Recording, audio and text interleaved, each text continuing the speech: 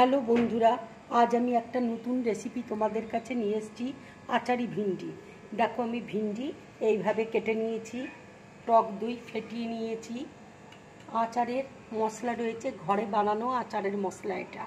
এটা সাদা সর্ষে রয়েছে, মেথি রয়েছে, হিং আছে, মৌরি আছে, হলুদ আছে, লঙ্কা গুঁড়ো আছে, কালো জিরে আছে, নুন আছে। তোমরা ইচ্ছে করলে এখানে কালো সর্ষেও ব্যবহার করতে পারো। এবার দেখো, মিক্সিতে আমি মৌরি,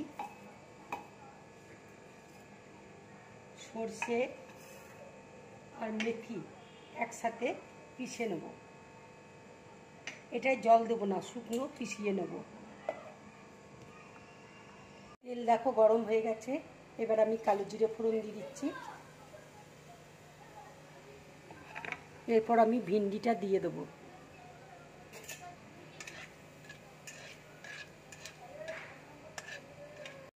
দেখো, কালো জিরেটা হয়ে গেছে।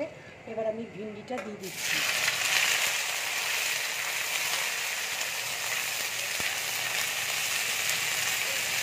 অল্প করে আমি ভিন্ডি দিচ্ছি।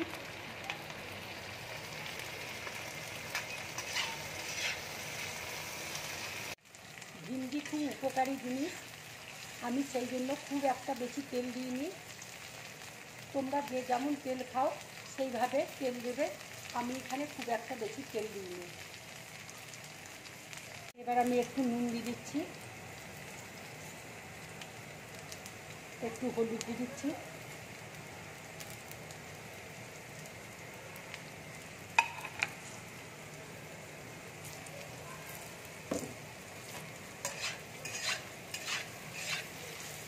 যে মশলাটা আমি বেটেছি সেই মশলাটা এবার দিয়ে দিচ্ছি।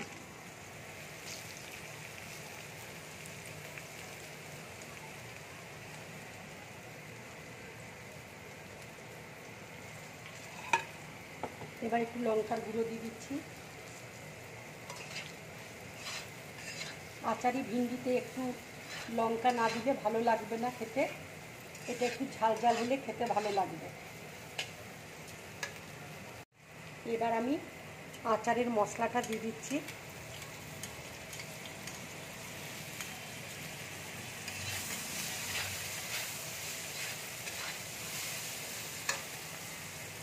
এবার টক দই দিয়ে দিচ্ছি।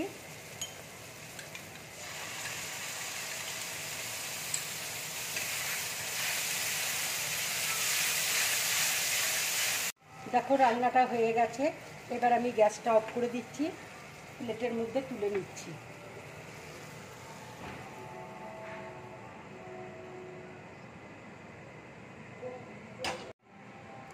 যেহেতু এর মধ্যে আচার দেওয়া আছে, তোমাদের আলাদা করে আচার দিয়ে রুটি খেতে হবে না। এটা রুটির সাথে খাবে, ভীষণ ভালো লাগবে খেতে। যদি আমার এই রেসিপিটা তোমাদের ভালো লাগে তাহলে লাইক করবে, শেয়ার করবে আর ড্রিম ব্লগ চ্যানেলটাকে সাবস্ক্রাইব করবে। নমস্কার।